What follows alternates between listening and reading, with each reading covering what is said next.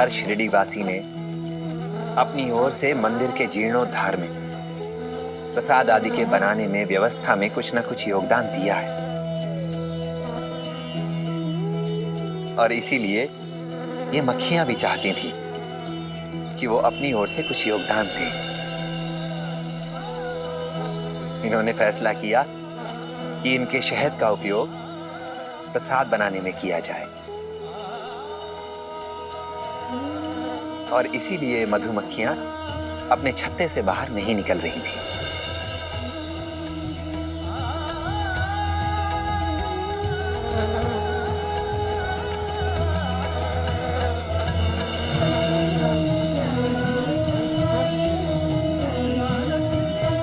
साईं, इतने सालों में आपने अपनी उपस्थिति से, अपने चमत्कारों से, अपने मार्गदर्शन से इस शिरडी को कितना बदल दिया है साईं। अगर पीछे मुड़ के देखे तो ये शिरडी आपके बिना अधूरी है।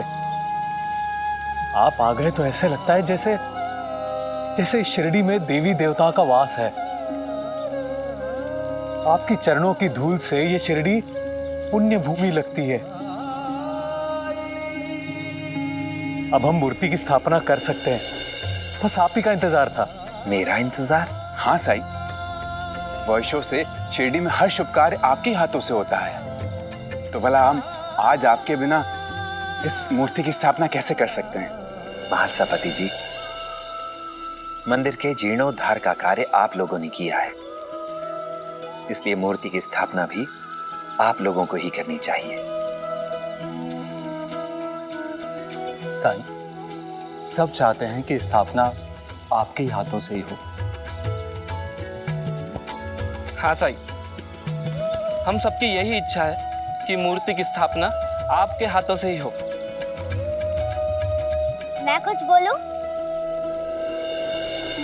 अगर आप लोग फैसला नहीं ले पा रहे तो स्थापना मैं ही कर देता हूँ। वैसे भी बड़े होके मुझे अपने बाबा की तरह पंडित ही बनना है ना। मल्हारी, बेटा बड़ों के बीच में नहीं बोलते। महालसापति जी, ठीक ही तो कह रहा है मल्हारी। बच्चे भगवान का स्वरूप होते हैं। इनसे ज्यादा पवित्र, इनसे ज्यादा शुद्ध मन किसी का नहीं हो सकता।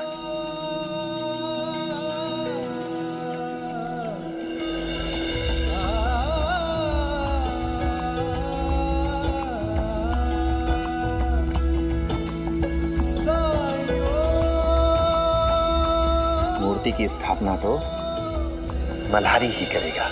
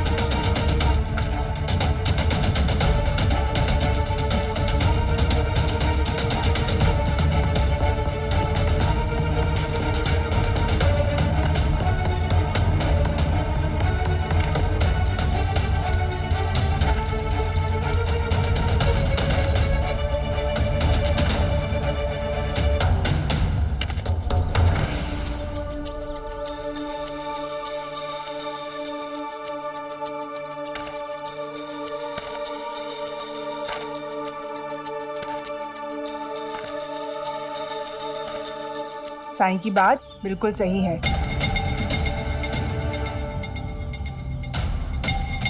लीजिए,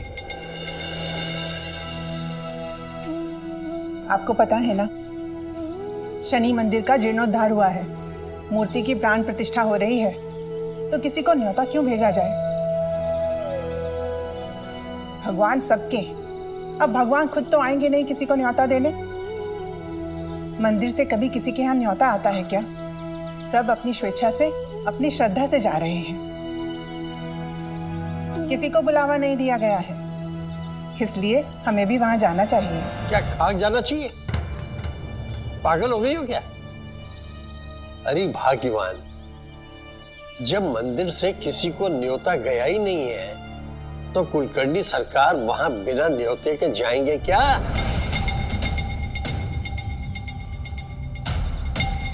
नहीं ना? तो जहां कुलकर्णी सरकार नहीं जाए वहां हमें भी नहीं जाना चाहिए। शनि मंदिर। कौन है?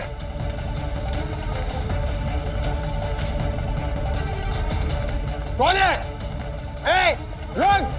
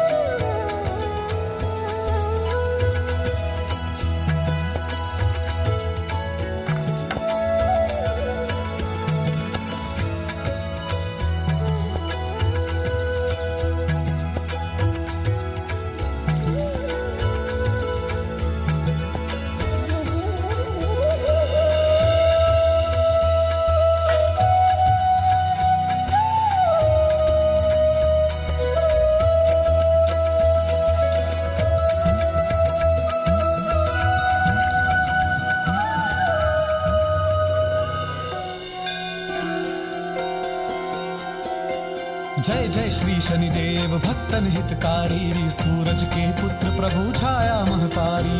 जय जय श्री शनिदेव भक्तन हितकारी, सूरज के पुत्र प्रभु छाया महतारी। श्याम अंक वक्र दृष्ट चतुर्भुजाधारी, नीलांबर धारनाथ गज की असवारी। जय जय श्री शनिदेव भक्तन हितकारी, सूरज के पुत्र प्रभु छाया महतारी। पीठ मुकुट शीश रजित धिपत है लिलारी, मुक्तन की माल गले शोभित बलिहारी। जय जय श्री शनिदेव भक्तन हितकारी, सूरज के पुत्र प्रभु छाया महतारी। मोदक मिष्टान पान चढ़त है सुपारी, लोहा तिल तेल उड़द महिषी अति प्यारी। महिषी अति प्यारी। जय जय श्री शनिदेव भक्तन हितकारी, सूरज के पुत्र प्रभु छाया महतारी। देव दनुज ऋषि मुनि सुमरिन नर नारी, विश्वनाथ धरत ध्यान शरण है तुम्हारी। शरण है तुम्हारी, शरण है तुम्हारी। जय जय श्री शनिदेव भक्तन हितकारी, सूरज के पुत्र प्रभु छाया महतारी। जय जय श्री शनिदेव भक्तन हितकारी, सूरज के पुत्र प्रभु छाया महतारी। जय जय श्री शनिदेव भक्तन हितकारी, सूरज के पुत्र प्रभु छाया महतारी।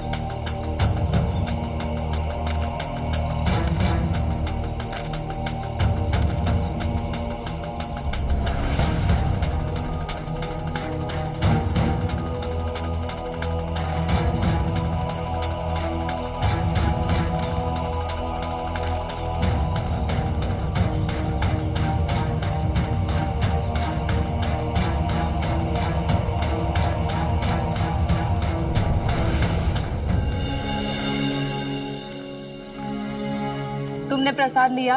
मैं खा लूंगा भाईसमा। कब लोगे? चलो अभी मेरे साथ चलो।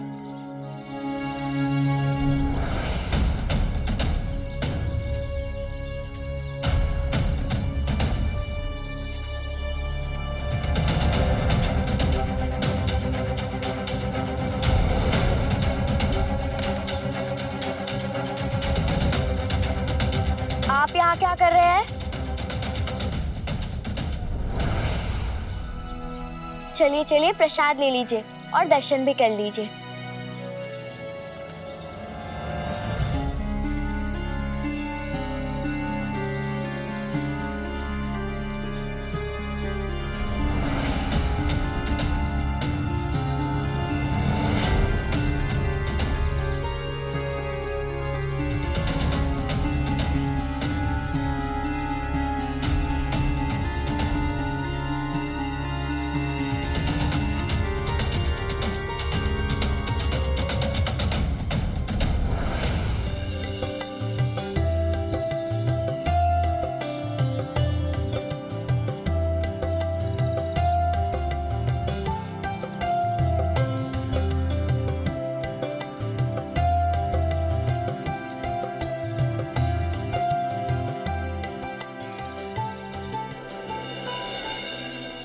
साथ साथ रहते रहते हमें एक दूसरे की आदत सी हो गई है। ऐसा लगता है कि ये हमारा गांव एक बहुत बड़ा परिवार है और जिसके मुखिया हैं साई।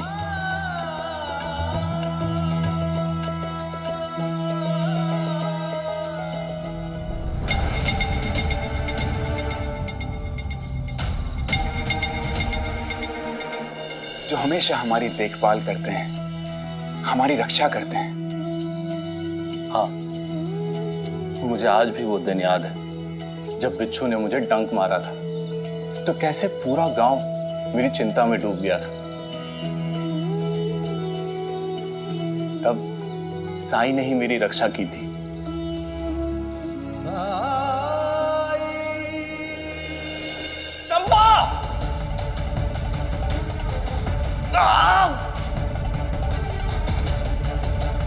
जहर शरीर के कई हिस्सों में फैल चुका है,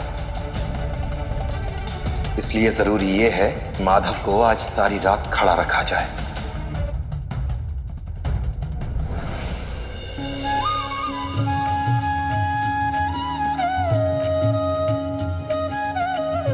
उठो श्यामा।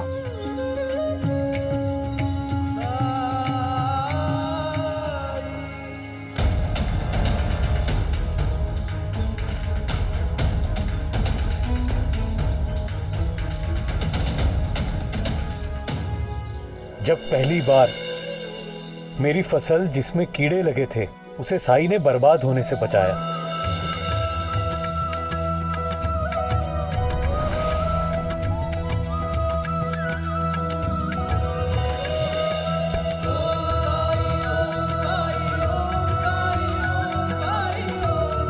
और एक बात ये भी सच है कि कोई भी साई से सच्चे मन से अगर मदद मांगे तो साई सबकी मदद करते।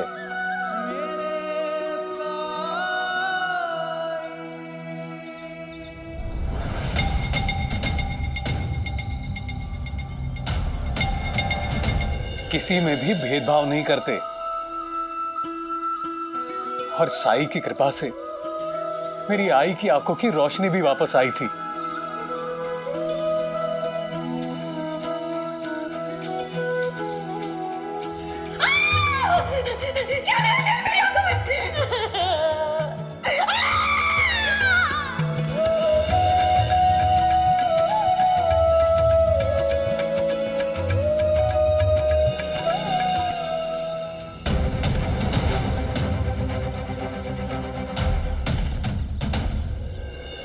मैंने तो कभी सपने में भी नहीं सोचा था कि अपनी पत्नी और बेटे के साथ यहाँ शिरडी में रह सकूंगा, अपनी मर्जी का मालिक बन सकूंगा। मैं तो दास था, मेरी सोच पे भी पहरा था, पर साई ने मुझे आजाद करवाया, अपने परिवार का ध्यान रखने के लिए प्रेरित किया मुझे।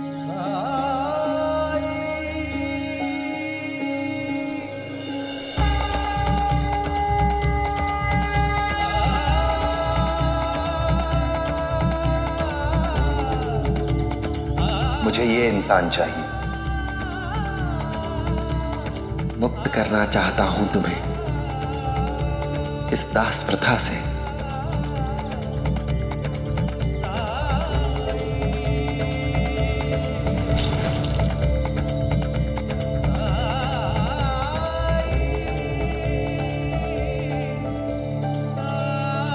साईं ने मेरे काका काशीराम को दूसरा जीवन दिया।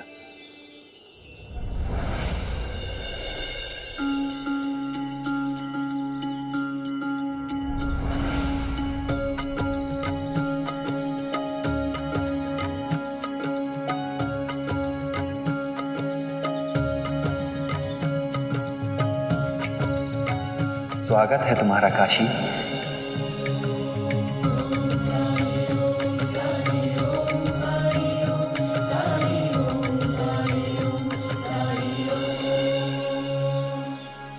वैसे अब काशीराम यात्रा से कब लौटने वाले हैं? कल ही काका का संदेशा आया था। वो नगर में है, थोड़ा समय लगेगा।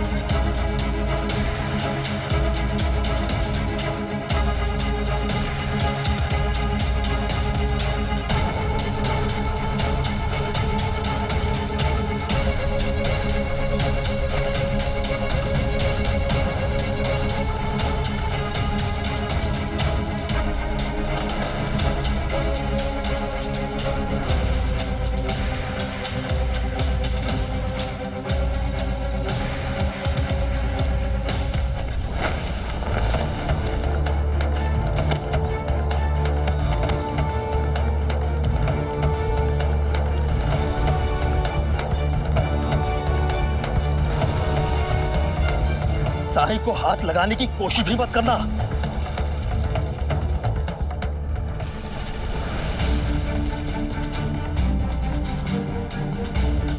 ये तो वो राणा डाकू है।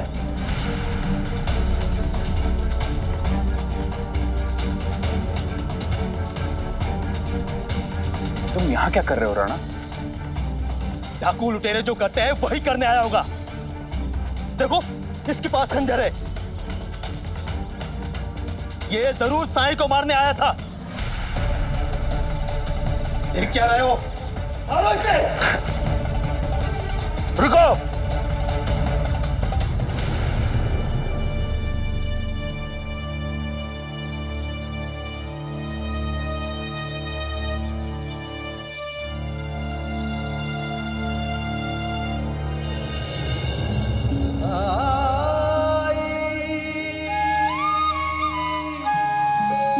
अगर ये मुझे मारने आया होता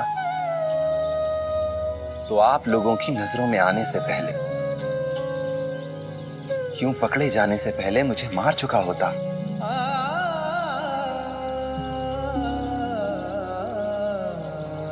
साईं, आप संत हैं। आपके दिल में सबके लिए करुणा और दया है। आप बहुत आसानी से सबको माफ कर देते हैं। दुष्टों के अवगुण भी आपको गुण लगते हैं। लेकिन सच यह है साईं कि हिंसक प्रवृत्ति वाले सुधरते नहीं। और मैं जानता हूं ये कितना निर्दयी और क्रूर है।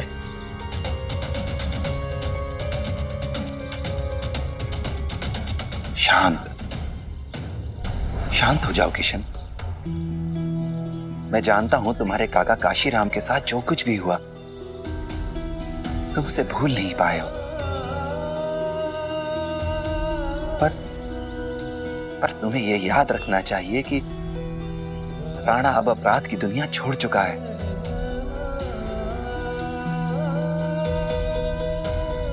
अपने किए की सजा इसे मिल चुकी है। इसने दंड भोगा है, प्रायश्चित किया है इसने।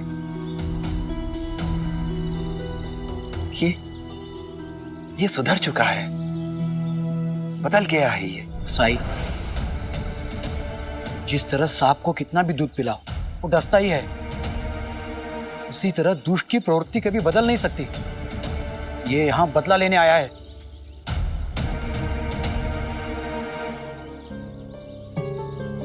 राणा, तुम अपना पक्ष खुद गांव वालों के सामने क्यों नहीं रख रहे हो? बोलो राणा।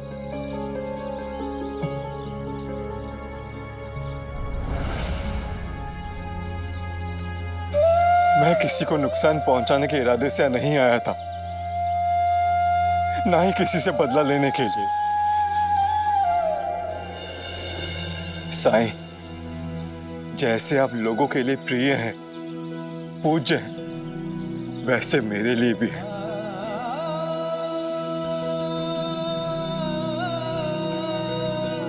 मैं सजा खत्म करने के बाद केवल आपसे मिलने आया था। झूठ बोल रहा है ये। साईं, अगर ये आपसे मिलने आया होता तो अपने साथ खंजर क्यों रखता? क्यों अपना चेहरा छुपा कर आता?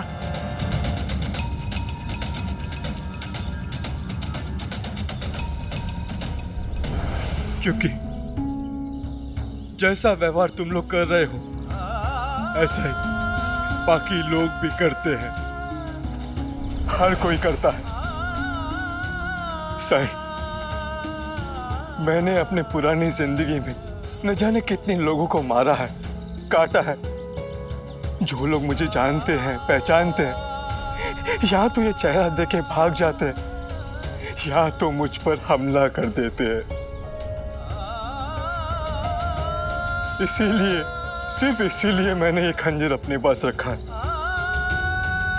और लोग मुझे पहचान न ले, इसीलिए मैं अपना चेहरा छुपा कर आता जाता रहता हूं।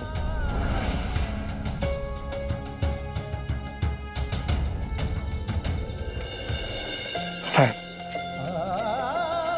मैंने सोचा कि मैं आपके शरणों में आ जाऊं, क्योंकि इस जीवन में अगर मुझे किसी ने सुधारा है तो आप है साईं। आपके बताए हुए मार्ग पर चलकर ही मैं बदला।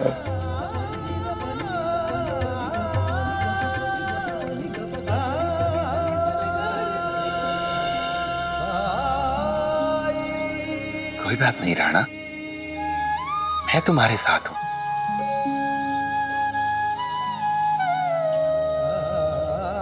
आओ।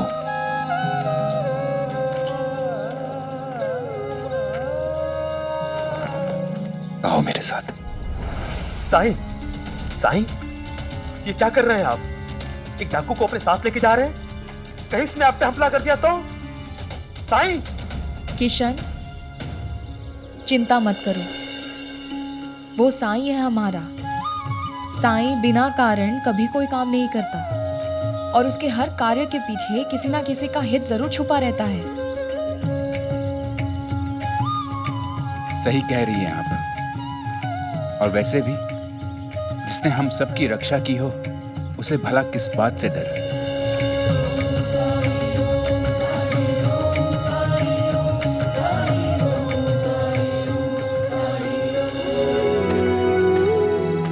अब मैं वाकई में सुधर गया हूं साईं।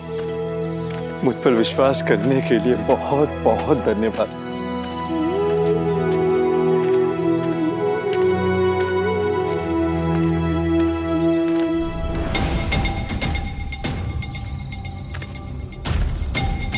ये तो राणा डाकू है, लेकिन ये साईं के साथ क्या कर रहा है?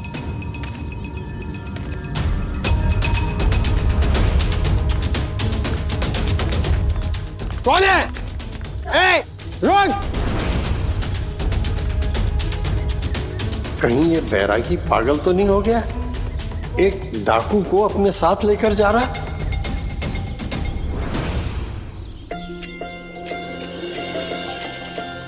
साईं! प्रणाम साईं। राम जी भला करे। इतना तेज भागकर क्यों आ रहे हो तात्या? आप ही से मिलने आया था। आई पापा औरंगाबाद गए हैं किसी शादी में शामिल होने के लिए। आई ने ये लड्डू आपके लिए भेजे और कहा है कि आप अपना ध्यान रखना और खाना समय से खा लेना।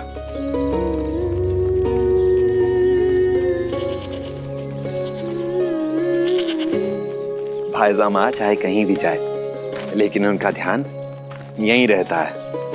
और जैसे ही उनकी जरूरत पड़ती है, वो तुम्हारे बाबा को लेकर फौरन यहाँ पहुंच जाती है ना? जी। अच्छा सुनो तात्या, तुम भी अपना ध्यान रखना। ठीक है साई। साई अभी मैं चलता हूँ। आज ही घर पे अकेली है, वो मेरी चिंता कर रही होगी। ठीक है।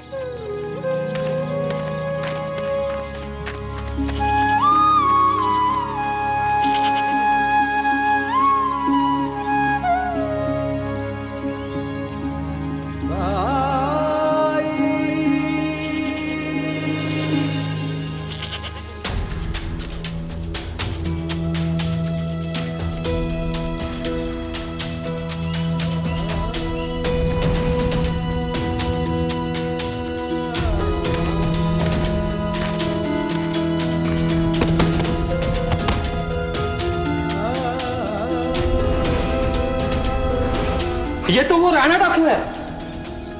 तुम यहाँ क्या कर रहे हो राणा? डाकू लुटेरे जो करते हैं वही करने आया होगा। देखो इसके पास खंजर है, ये जरूर साईं को मारने आया था। देख क्या रहे हो? मारो इसे। रुको। अपने किए की सजा इसे मिल चुकी है। इसने दंड भोगा है, प्रायश्चित किया है इसने। जिस तरह सांप को कितना भी दूध पिलाओ वो डसता ही है, उसी तरह दुष्ट की प्रवृत्ति कभी बदल नहीं सकती। कौन? मैं हूं राणा।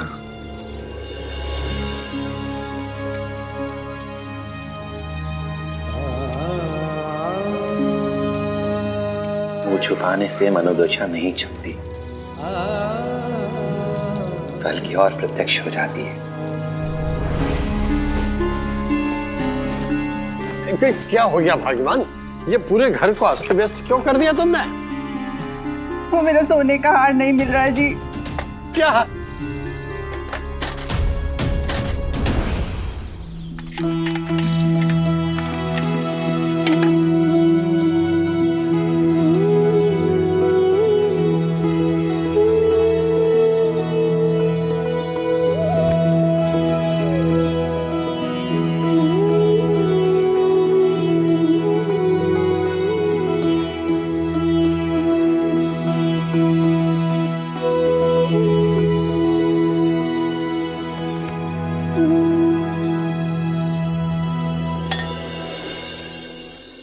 साईं, मैंने अपने अपराधों का, गुनाहों का, बुरे कर्मों का फल भोगा, सजा काटी, लेकिन फिर भी मैं लोगों की नजरों में अपराधी हूं।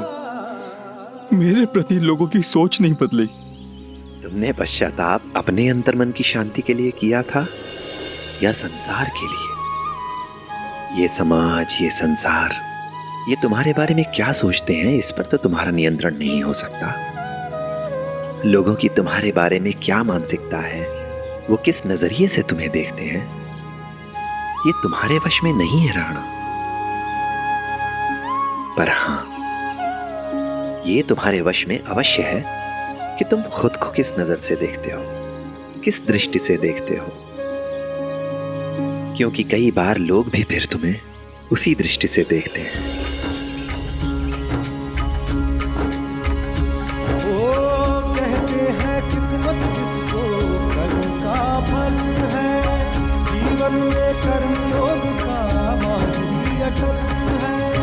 जो कुछ है हाथ में तेरे लो, अच्छे कर्म किए जाए तो जीवन सफल है।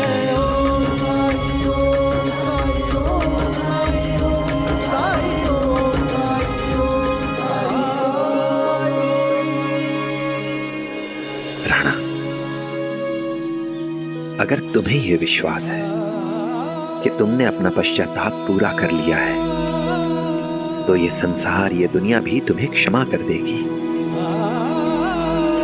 तुम्हारे इस नए बदले स्वरूप को स्वीकार करेगी। पर अगर तुम्हें खुद पर ही विश्वास नहीं है कि अब तुम अपराधी नहीं हो, तो लोग भी तुम्हें अपराधी ही समझेंगे।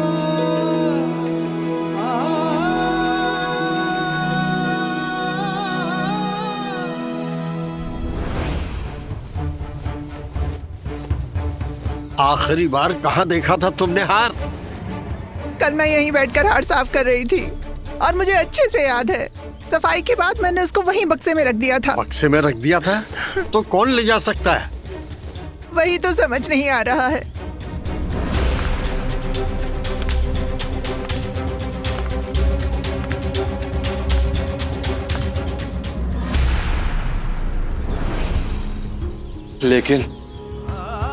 लेकिन मैं कितना भी प्रयास करूं साईं, मेरा अतीत मेरा पीछा नहीं छोड़ता। क्यों साईं, क्यों?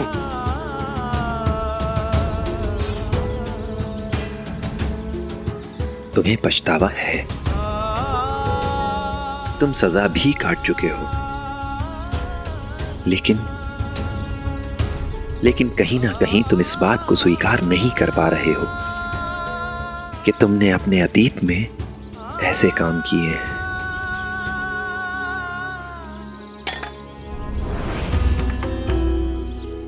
जानते हो राणा, तुम खुद से भाग रहे हो, अपने परिवार से भाग रहे हो।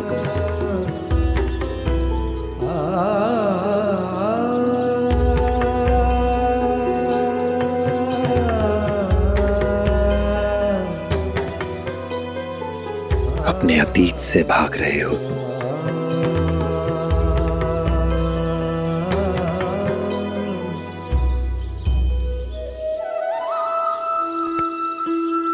जिस दिन तुम अपने अतीत को स्वीकार कर लोगे, तुम्हें पूर्ण शांति मिल जाएगी। कई बार हमारा अतीत हमसे सिर्फ ये चाहता है कि हम उसे स्वीकार कर लें। जब हम उसे स्वीकार कर लेते हैं तो वो हमारा पीछा करना छोड़ देता है। इसलिए भागो मत राणा, ठहर जाओ, स्वीकार करो।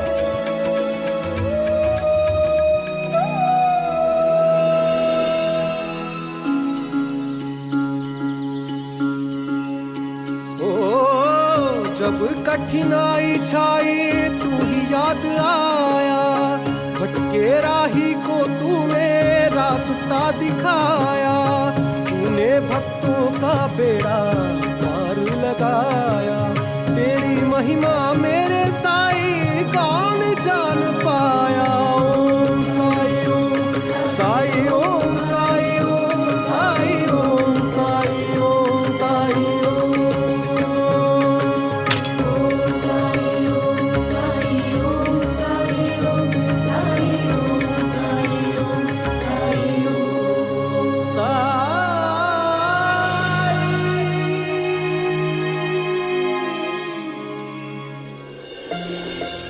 साईं, आपने बिल्कुल सही कहा। अब मैं वापस घर जाऊंगा, अपने परिवार के पास। अपने परिवार को देखे और उनसे मिले एक अरसा हो गया है। आज से तुम्हारे जीवन में एक नए अध्याय की शुरुआत हो रही है। कोई फर्क नहीं पड़ता कि इससे पहले लोग तुम्हें क्या कहते थे। आज से तुम राणा हो, सिर्फ राणा।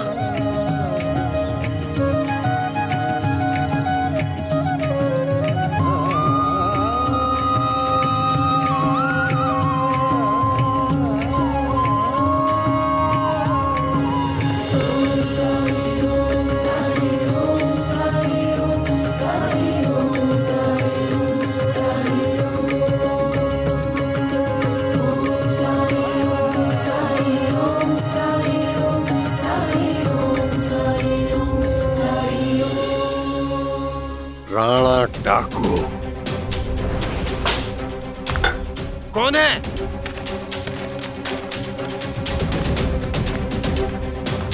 कौन है? ए, रुक! हाँ, वो इसीलिए आया होगा। किसकी बात कर रहे हैं आप? राणा डाकू, उसी ने चुराया है तुम्हारा सोने का हार।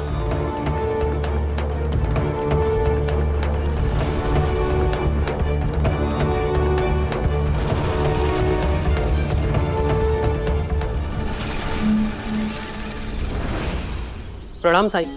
साईं देखिए ना, ये कम सब्जी तोड़ रहा है। मैं दावे से कहता हूँ कि ये बेईमानी कर रहा है। मैं रोज सामान लेता हूँ, मुझे वजन का पूरा अंदाजा है। आधा सेर में कम से कम 7-8 प्याज चढ़ते हैं। और देखिए ना, इसके तराजू में केवल 4 ही प्याज चढ़ रहे हैं। अब आप ही बताइए साईं, क्या आपको ये आधा सेर लगता है? साईं, मेरी इस आदमी से क्या दुश्मनी है जो मैं इसके साथ बेईमानी करूंगा?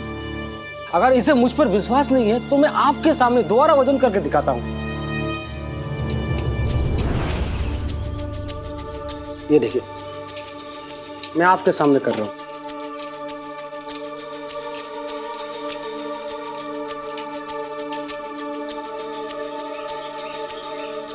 देखिए साईं, पूरा आधा सेर है। ये कैसे संभव है?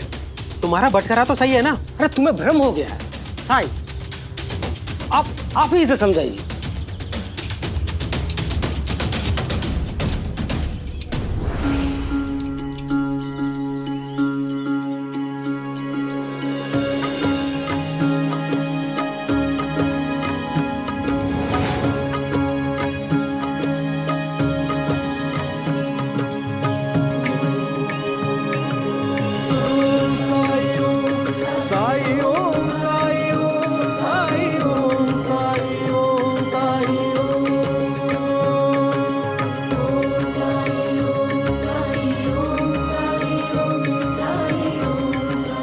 देखो, हम एक दूसरे को बेहतर तभी समझ सकते हैं जब हम खुद अपने आप को दूसरे की परिस्थितियों में रखकर देखें और फिर सोचें। ठीक कहा ना मैंने? तो तुम एक काम करो, थोड़ी देर के लिए इनको दुकानदार बना दो और तुम ग्राहक बन जाओ। जब ये अपने हाथ से सब्जी तौलेंगे, उसका वजन करेंगे, तो इन्हें खुद ही सच्चाई का पता चल जाएगा। अगर आप कह रहे हैं तो साईं ठीक है। अगर ऐसा करने से इसे समाधान मिल सकता है तो ऐसा भी करके देख सकते हैं।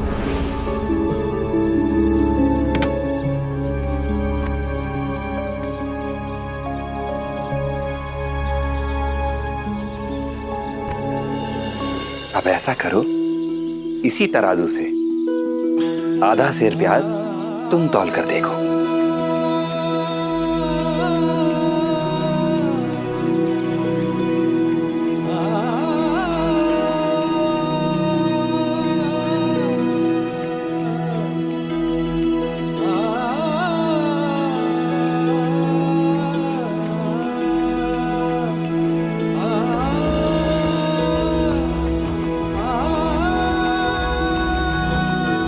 और चढ़ाओ।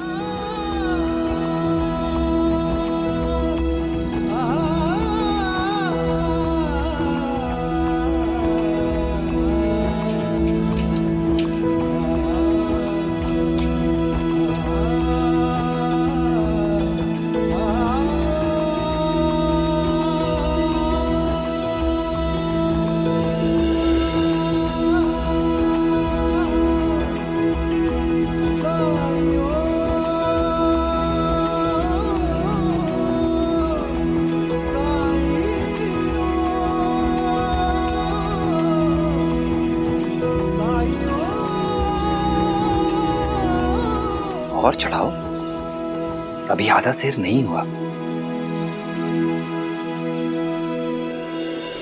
रुक जाओ, ऐसे कैसे हो सकता है साईं? इसमें तुम्हारा नुकसान हो जाएगा। ये सब्जी का वजन तो कम से कम 1.5 सेर होना चाहिए और अभी तो यहाँ आधा सेर भी नहीं हुआ। कहीं ना कहीं कुछ गड़बड़ है।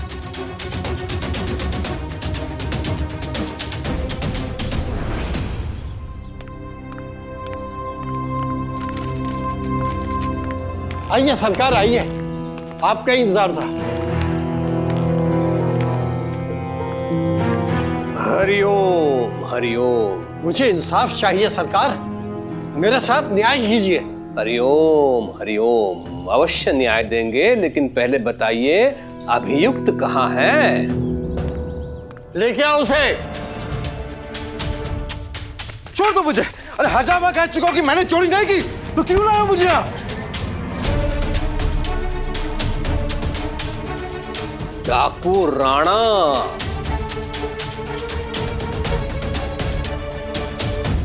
हरिओम। हर अपराधी यही कहता है राणा कि मैंने अपराध नहीं किया है, लेकिन तुम्हारा इतिहास, तुम्हारा भूगोल सब जानते हैं।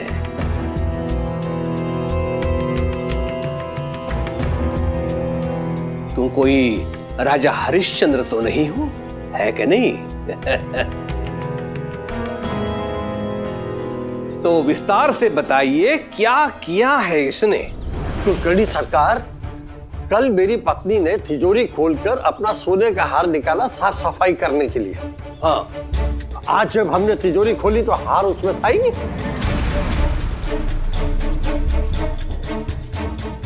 अरे हमने पूरा घर छान मारा, पूरा घर में ढूंढ लिया, लेकिन हार मिला ही नहीं। और संयोग से हमने कल ही राणा को अपने घर की खिड़की से अंदर ताक झांक करते हुए देखा था।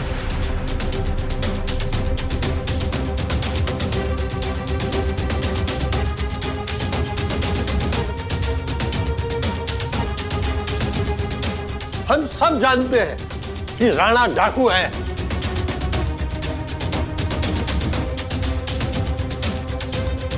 और इसके शिरडी में प्रवेश करने के दूसरे ही दिन मेरे घर में चोरी हो गई।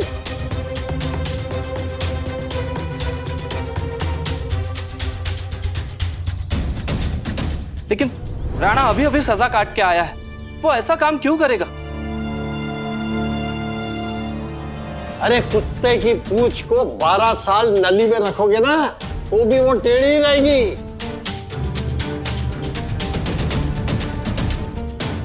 चोर डाकू अपनी आदत से भंग नहीं आते।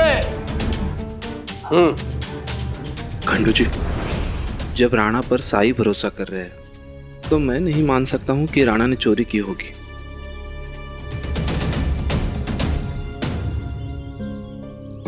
सरकार, मैंने चोरी नहीं की है। मेरा यकीन मानिए, मैंने ये बुरे काम छोड़ दिए।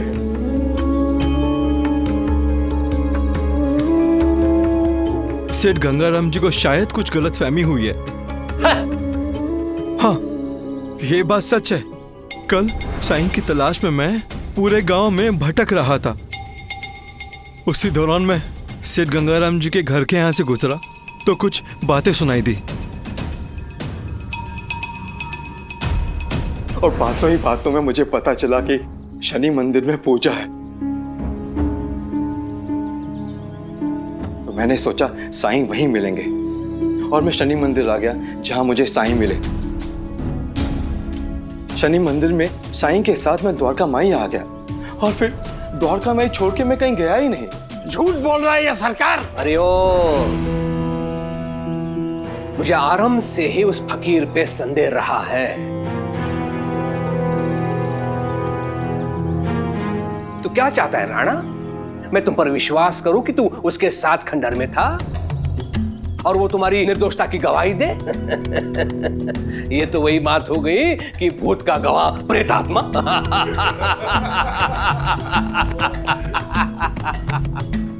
इस तरह तो राणा को कभी न्याय नहीं मिलेगा। मुझे कुछ करना होगा।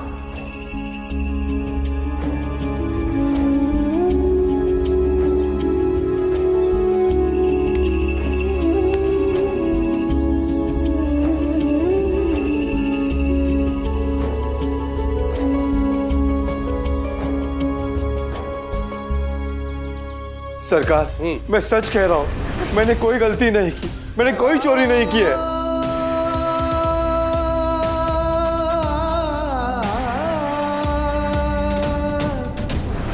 पर गड़बड़ कैसे हो सकती है? इसने तो तुम्हारे सामने ही सब्जियां तौली हैं, और अभी थोड़ी देर पहले तुमने खुद कहा था कि तुम्हारे तराजू और बटखरे में कोई दोष नहीं है। कहा था ना? हाँ, वो तो मुझे लगता है तुमने जरूर मेरे तराजू के साथ कुछ हेरफेर की। हेरफेर? भला ये हेरफेर कैसे कर सकता है? अभी तुम्हारे हाँ कर देने पर ही वो तुम्हारी जगह पर जाकर बैठा है। हाँ। और अगर इसने कोई हेरफेर की होती तो तुम्हें पता चल ही जाता, क्योंकि तुम्हारे सामने ही तो गया है वो। हाँ, आपकी बात भी सही है। पर अगर फिर भी तुम्हें कोई संदेह है तो तुम खुद जांच कर देख लो।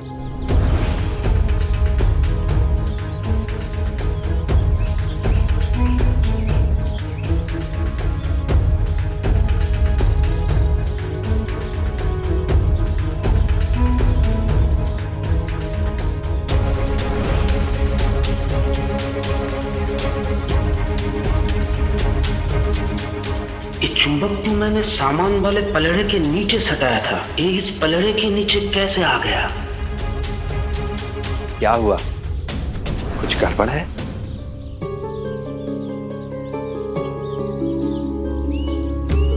क्या तराजू में कोई समस्या है या बटखरे में दोष है?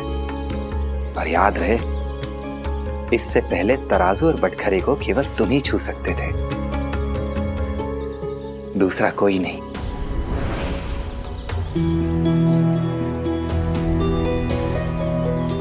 मुझे पता चल गया साईं, मुझसे क्या हुआ था। मुझे सबक सिखाने के लिए आपका ये अनूठा तरीका था। मैं अपनी गलती स्वीकार करता हूँ, मुझे माफ कर दीजिए साईं।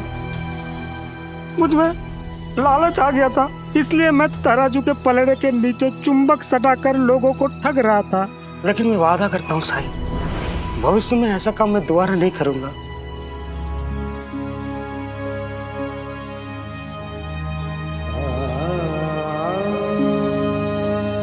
जो वस्तुएं तुम बेच रहे हो,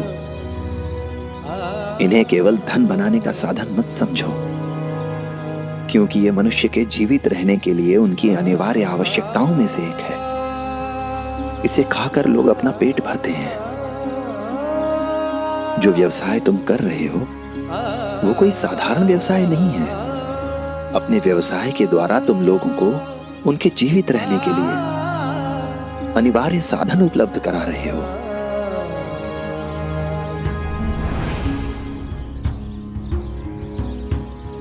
पेट भरने के लिए मनुष्य कठिन परिश्रम करता है, बहुत कठिन परिश्रम। और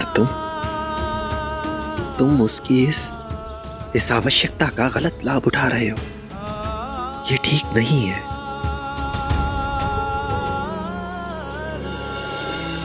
एक बात हमेशा याद रखना, चाहे तुम कितनी ही चतुराई से लोगों को धोखा दे लो, फूल झोंक लो उनकी आंख में,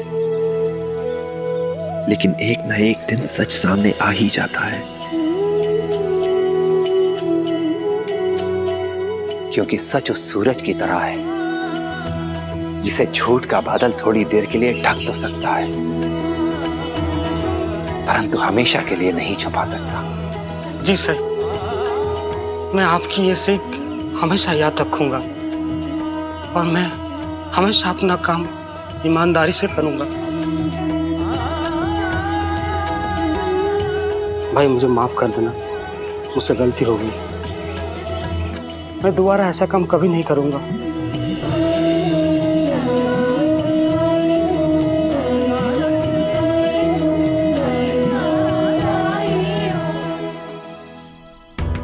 हरिओम। किसी का भी पक्ष लेने वाला इंसान नहीं हूं मैं। निर्णय देने से पहले तुम्हें अपनी निर्दोषता सिद्ध करने का अवसर देना चाहता हूं मैं।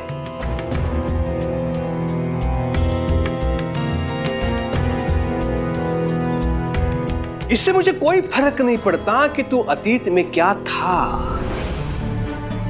सब जानते हैं कि मेरा बेटा लंदन में पढ़ता है। कहां? लंदन में। और वहां विदेश में साक्ष्य के आधार पर दोनों पक्षों की बातें सुनने के पश्चात ही निर्णय दिया जाता है, न्याय दान किया जाता है। हमें दूसरों के अच्छे गुणों को स्वीकार करके जीवन में उतारना चाहिए। और इसीलिए आज शिरडी में भी न्याय उसी आधार पर होगा। तुम्हें भी अवसर मिलेगा अपनी निर्दोषता सिद्ध करने का। हरिओम।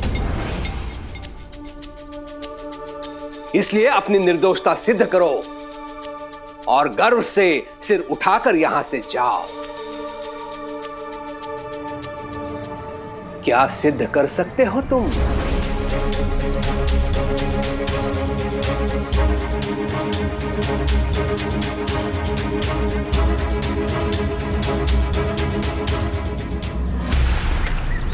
साई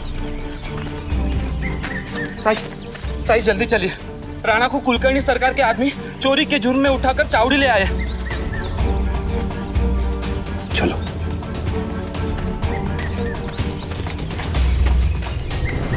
क्या तुम्हारे पास अपनी निर्दोषता सिद्ध करने के लिए कुछ नहीं है?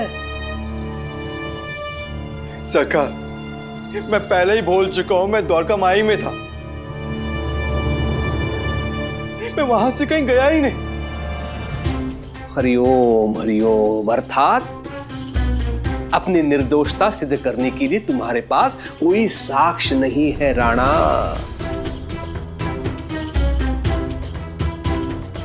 ये तो बहुत बुरा हुआ राणा।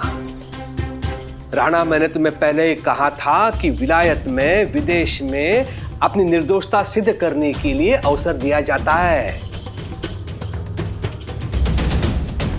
और यदि अभियुक्त अपनी निर्दोषता सिद्ध करने में असफल रहा तो उसे कड़े से कड़ा दंड भी दिया जाता है।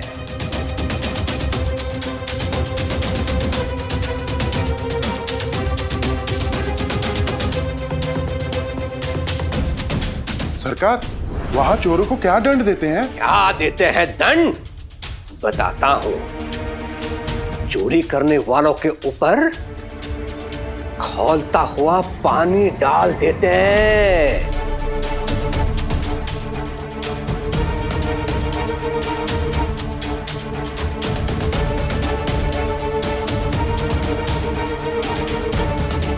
जाओ, बड़े पतीले में पानी गरम करो।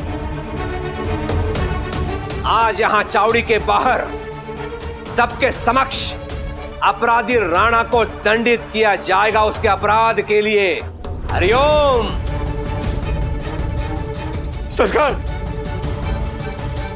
ये अन्याय है। मैंने कोई अपराध नहीं किया सरकार।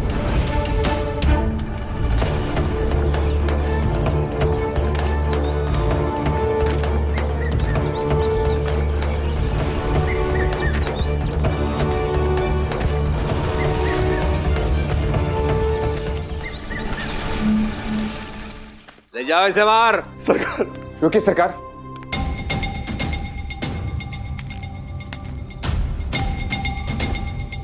किसी को भी संदेह के आधार पर सजा देना न्याय नहीं है, अपराध है।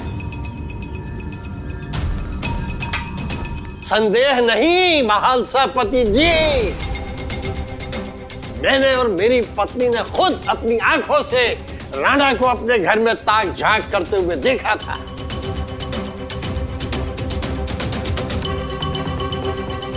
इससे ज्यादा सबूत और क्या चाहिए? वो सोने का हार।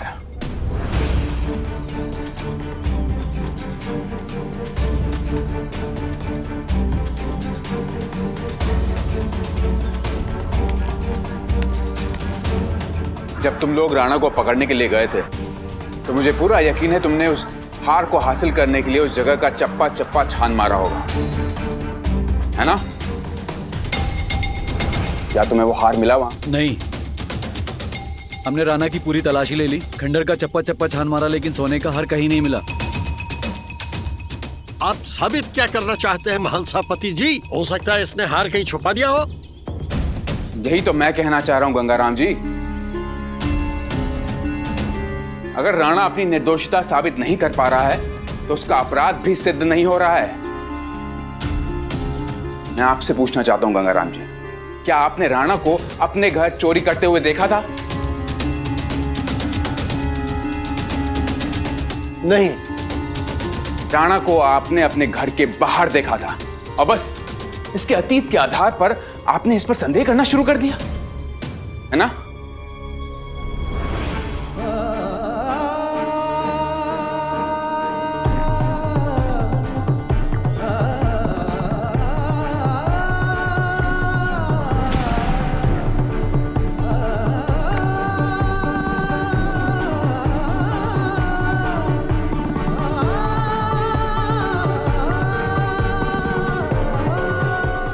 बोलिए, चुप क्यों है? बोलिए। बस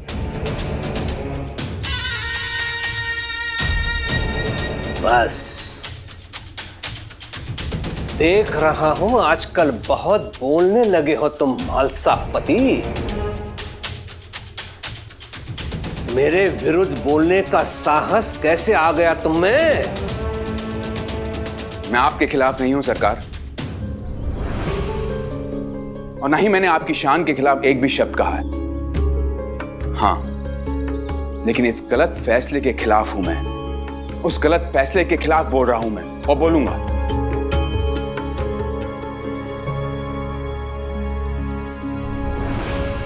क्योंकि साई ने हमें सिखाया है कि अन्याय का विरोध करना चाहिए।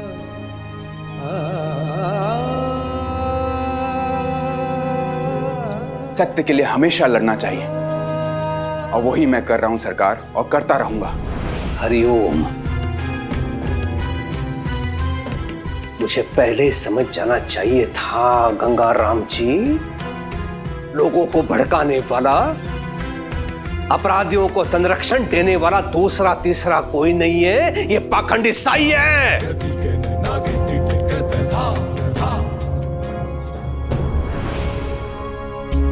दोषी को दंडित करने से पहले यह ध्यान जरूर रखा जाना चाहिए कि किसी भी निर्दोष को सजा ना मिले। यह सुनिश्चित करना बहुत जरूरी है, क्योंकि यही न्याय का मूलभूत सिद्धांत है। अब तू सिखाएगा मुझे क्या करना और क्या नहीं? यहां पे जितने लोग उपस्थित हैं ना, उन सब का ज्ञान अगर मिलाया जाए तो भी मेरा ज्ञान अधिक ही होगा।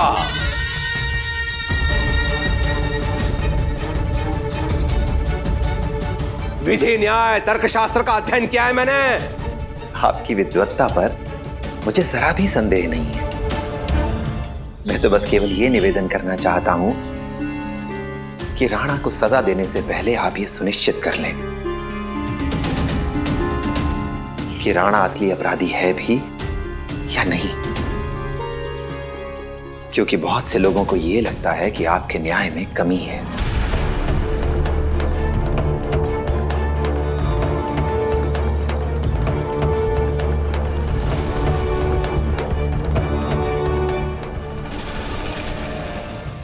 ऐसे और भी मजेदार वीडियो के लिए हमारे चैनल को लाइक, शेयर और सब्सक्राइब करें।